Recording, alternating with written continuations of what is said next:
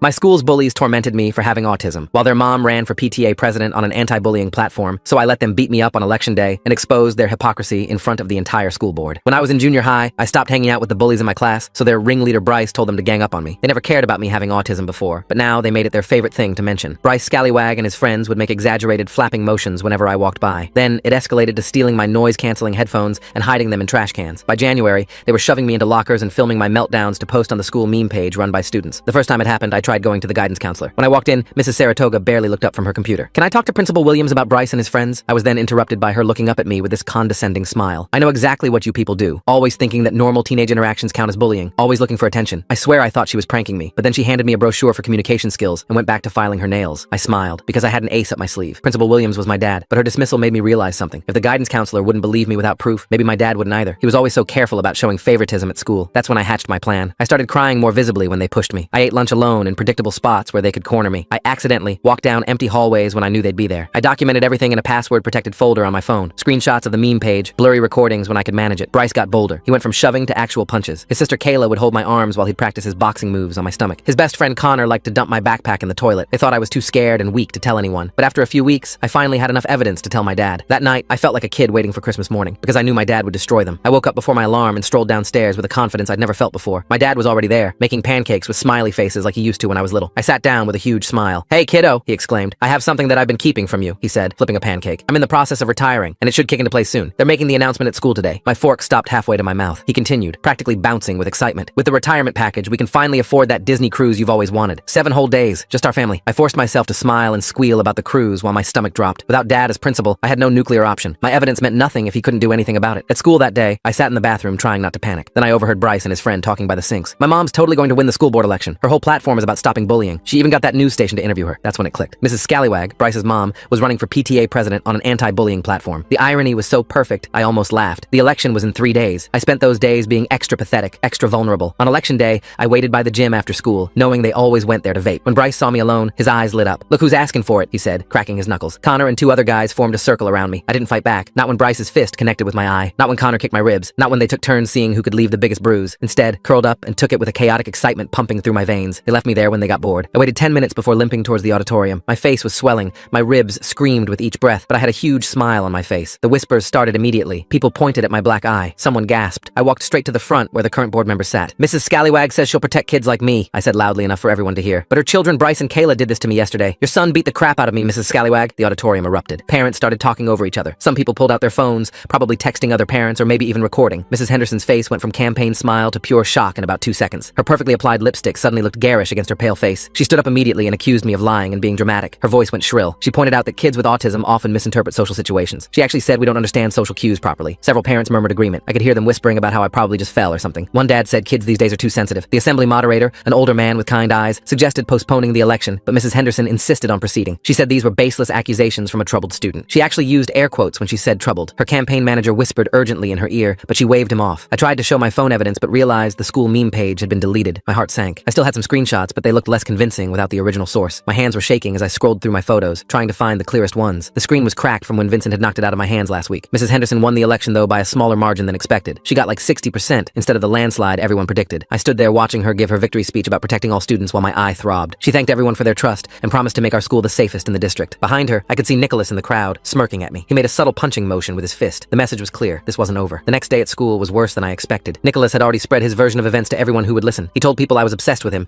and had been following him around for weeks. He said I threw myself down the stairs behind the gym to frame him because he rejected me last year. The worst part was some kids actually believed it. I walked into first period and conversation stopped mid-sentence. People stared at my black eye like it was contagious. Alan, who usually let me copy his math notes, moved his desk away from mine with a scraping sound that seemed to echo through the room. I sat there trying to focus on algebra while whispers buzzed around me like angry wasps. Between classes, Sophia cornered me by my locker with 3 of her friends forming a semicircle around me. She got right in my face and told me I was pathetic. She said everyone knew I was just trying to get attention because nobody wanted to be my friend. Her breath smelled like mint gum and malice. One of her friends recorded the whole thing on her phone, probably hoping I'd have another meltdown they could post somewhere. I kept my head down and tried to get through the day. At lunch, I headed to my usual spot in the library, but found Nicholas and Vincent already there, sprawled across the chairs I normally used. They were talking loudly about how some people hurt themselves for attention. Vincent mentioned he'd seen a documentary about people who gave themselves bruises. They kept glancing at me and laughing. The librarian, Mrs. Chen, just shushed them half-heartedly and went back to her computer. I ended up eating in a bathroom stall again. My sandwich tasted like cardboard and defeat. While I sat there, I heard 2 girls come in talking about the assembly. One said her mom thought I seemed really hurt. The other said her dad told her to stay away from me because I was clearly unstable. That word, unstable, echoed in my head for the rest of the day. After school, I found a note in my locker from Catherine, my only real friend. It said she needed to talk to me. My heart lifted for about 2 seconds until I read the rest. She wrote that her parents didn't want her hanging out with me anymore. They thought I was becoming a bad influence. She said she was sorry, but she had to listen to them. The note was written in purple gel pen, the same one I'd given her for her birthday. I crumpled the note and threw it in the trash. Then I fished it out because I'm apparently a masochist who likes to reread painful things. I walked home alone, taking the long way to avoid Nicholas's usual route. My ribs still hurt with every step, a sharp reminder of yesterday's attack. At home, I found my parents in the kitchen having a tense conversation. They stopped talking when I walked in, which is never a good sign. My mom was supposed to be traveling for work, but she was sitting at the kitchen table with her laptop closed. My dad looked tired, like he'd aged 5 years overnight. He told me Mrs. Kendall had called. She was concerned about my mental health and suggested I might benefit from a different educational environment. She'd used phrases like emotional disturbance and inability to cope with normal peer interactions. My mom's jaw was clenched so tight, I thought she might crack a tooth. My dad explained that the superintendent had already called him too. He reminded my dad that he needed to stay neutral during his transition period, or he could lose his pension. 20 years of service and they were holding his retirement money hostage. My dad's hands shook as he told me this. He'd worked so hard for our family's future and now he was trapped. My mom had to leave for her work trip the next morning. She hugged me extra long and promised we'd figure this out when she got back. She told me to document everything and stay strong, but I could see the worry in her eyes. She was leaving her kid in a war zone and we both knew it. The next few days blurred together in a haze of humiliation. Nicholas had refined his story. Now he was telling everyone I'd been stalking him since 7th grade. He showed people old yearbook photos where I happened to be in the background as proof. He claimed I'd been following him to the gym for weeks, watching him work out. Some girls started calling me creepy. Even teachers looked at me differently. Vincent backed up every word. He told people he'd seen me taking pictures of Nicholas during PE. He said I'd written Nicholas love letters that they had to throw away because they were so disturbing. None of it was true, but the truth didn't seem to matter anymore. The story had taken on a life of its own. At lunch, I sat alone at a table in the corner of the cafeteria. Nicholas walked by with his whole crew and loudly announced that stalkers shouldn't be allowed in school. He said it loud enough for the lunch monitors to hear. They did nothing. One of them actually nodded like he had a point. Mrs. Henderson implemented her first school board initiative that week. She created a peer mediation program for students with behavioral issues. Guess who got named as a peer counselor? Nicholas, of course. And guess who got assigned to mandatory sessions? Me, obviously. The irony was so thick you could cut it with a knife. I had to sit in a small room with Nicholas twice a week while he documented my progress. He'd ask me why I felt the need to lie about other students. He'd suggest I had trouble distinguishing reality from fantasy. He wrote everything down in this official-looking notebook. I wanted to grab it and rip it to shreds, but that would just prove his point about my anger issues. My grades started slipping. How was I supposed to focus on the Revolutionary War when I was living through my own personal battle? My English teacher, Mr. Rodriguez, asked if everything was okay at home. I almost laughed. Home was the only place that was okay. School had become my own personal nightmare. My younger brother Noel mentioned something interesting at dinner one night. He said Nicholas had been bragging on Xbox Live about teaching someone a lesson. Noel had been playing Fortnite with his friends when Nicholas joined their party chat. Nicholas didn't know Noel was my brother. Different last names because Noel took our stepdad's name. Noel had recorded some of it on his phone. The audio was muffled and hard to understand, but you could hear Nicholas laughing about making someone cry. You could hear Vincent in the background saying something about lockers. It wasn't exactly a smoking firearm, but it was something. Noel transferred the file to my phone, proud to help his big sister. One day after peer mediation, Harper approached me in the hallway. Harper had been part of Nicholas's group, but always seemed uncomfortable with their crueler pranks. They looked around nervously before telling me they were sorry. They said they knew what really happened behind the gym. They'd seen the whole thing from the window of the weight room. My heart raced. Finally, someone who could back up my story. But then Harper shook their head. They said they couldn't say anything publicly. Their parents were friends with the Hendersons. Their dad worked for Nicholas's uncle. If they spoke up, their whole family would suffer. They apologized again and walked away, leaving me more frustrated than ever. The peer mediation sessions got worse. Nicholas started bringing in evidence of my supposed obsession. He had a photo of me at the mall that his sister took, claiming I was following them. Really, I'd been there with my mom buying school supplies. He had a screenshot of me viewing his Instagram profile, like that was some kind of crime. Everyone looked at everyone's profiles. He documented me as uncooperative when I refused to admit to stalking him. He wrote that I showed signs of delusional thinking when I maintained my version of events. The notebook was filling up with his lies, and there was nothing I could do about it. Mrs. Henderson would review these notes at the end of the month. My bruises healed, fading from purple to green to yellow before disappearing completely. Without visible evidence, people started believing Nicholas's version more and more. Even some teachers seemed to avoid me now. Ms. Martinez, who used to chat with me about books, now just nodded politely and kept walking. Mr. Thompson moved my seat in chemistry, claiming it was for a new seating chart, but I ended up isolated in the back corner. The school felt smaller every day. Places I used to feel safe became danger zones. The library, the art room, even the guidance office, though that had never really been safe. I started mapping out routes that would minimize contact with Nicholas's group. I became an expert at disappearing, at being invisible. Then Mrs. Henderson scheduled a school board meeting about implementing stricter policies for students who make false accusations. The flyer she sent home might as well have had my picture on it. She wanted to create consequences for students who wrongly accused others of bullying. She called it protecting innocent students from malicious lies. My mom finally returned from her work trip. She took one look at me and knew things had gotten worse. I'd lost weight. I wasn't sleeping well. I'd started pulling out my eyebrow hairs, an old nervous habit I thought I'd outgrown. She sat on my bed and held me while I told her everything. Every humiliation, every lie, every moment of feeling completely powerless. She believed me. Without question, without doubt, she believed me. She said we were going to fix this. She had that look she got when she was solving a problem at work, focused and determined. She asked to see all my evidence. We spent hours going through my phone, organizing everything I'd saved. That's when she noticed something I'd missed. Sophia had posted Instagram stories from the day of the beating. She was one of those kids who documented every moment of her life. In the background of one video, you could see me walking toward the gym alone. The timestamp proved I'd been there first, contradicting Nicholas's stalking story. My mom started digging deeper. She found a Snapchat from Vincent that he thought had disappeared. His friend Remy had screenshotted it before it vanished. It showed Vincent's knuckles with the caption "got him good" and a laughing emoji. The timestamp matched the day I'd been struck. Remy's mom worked with mine and had mentioned her son was worried about something at school. We also discovered that 3 other students had been targeted by Nicholas's group over the past year. My mom reached out to their parents carefully, not wanting to spook them. 2 were too scared to get involved, but one mom, Gloria, said her daughter Samantha had been keeping a diary about the harassment. She'd been too scared to come forward after seeing what happened to me. My mom compiled everything into a presentation. She was methodical about it, creating a timeline with evidence for each point. She included the social media posts, the audio recording from Noel, statements from Samantha's diary with permission. She even found old disciplinary records showing Nicholas had been in trouble for bullying in elementary school before his mom joined the school board. The night before the next school board meeting, I couldn't sleep. I kept running through all the ways it could go wrong. What if they didn't believe us? What if Mrs. Henderson convinced them I was just a troubled kid making things up? What if this made everything worse? My dad sat with me at the kitchen table at 2 a.m., making hot chocolate with extra marshmallows. He couldn't say much because of his position, but he told me he was proud of me. He said standing up to bullies was the hardest thing a person could do. He said sometimes the system fails us, but that doesn't mean we stop fighting. His words helped, but the fear remained. The next morning, I put on my nicest clothes. My mom said looking presentable mattered, even though it shouldn't. We arrived at the school board meeting early. The same auditorium where I'd shown up, struck and bloody, now felt like a courtroom where I was both victim and defendant. Mrs. Henderson was already there, surrounded by her supporters. She wore a navy suit and her campaign smile. When she saw us, her expression flickered for just a moment before returning to that practiced pleasantness. Nicholas sat in the front row, looking confident. He actually winked at me. The meeting started with regular business, budget reports, curriculum updates, things that seemed insignificant compared to what we were there for. Finally, it was time for public comments. My mom stood up first. She introduced herself professionally and asked to present evidence regarding ongoing bullying at the school. Mrs. Henderson immediately objected. She said this was a matter that should be handled through proper channels, not at a public meeting. She reminded everyone that false accusations could ruin innocent children's lives. Several parents nodded in agreement. I could feel the room's opinion already tilting against us, but my mom persisted. She pulled up her presentation on the projector they used for budget reports. The first slide showed the Instagram story with me walking alone toward the gym. She explained how this contradicted claims that I had been stalking anyone. The timestamp was clear. The location was unmistakable. She moved through each piece of evidence methodically. The Snapchat of Vincent's knuckles caused a stir. Parents started whispering. Mrs. Henderson's face went from confident to concerned. When my mom played the audio recording from Noel, you could hear a pin drop in the room. Nicholas's voice was distorted but recognizable, laughing about making someone cry. Then something unexpected happened. Harper stood up. Their parents tried to pull them back down, but they shook them off. They walked to the microphone and said they'd been a coward. They confirmed they'd seen Nicholas and his friends attack me behind the gym. They described what they'd witnessed in detail. Their voice shook, but they kept going. That opened the floodgates. Two other students came forward. A girl named Diana said she'd seen Vincent dumping my backpack in the toilet multiple times. A boy named Arden admitted he'd been pressured to share the meme page posts, but had refused. Even a lunch monitor finally spoke up, saying she'd seen concerning behavior but hadn't known how to report it. Mrs. Henderson tried damage control. She said teenagers sometimes got carried away. She suggested peer mediation could resolve these issues. She actually had the nerve to point out that her son had been volunteering as a peer counselor. Someone in the back actually laughed at that. The board voted to launch a formal investigation. It wasn't the immediate justice I'd hoped for, but it was something. Nicholas was suspended for 2 weeks pending the investigation. Vincent got 1 week. Sophia faced no consequences because technically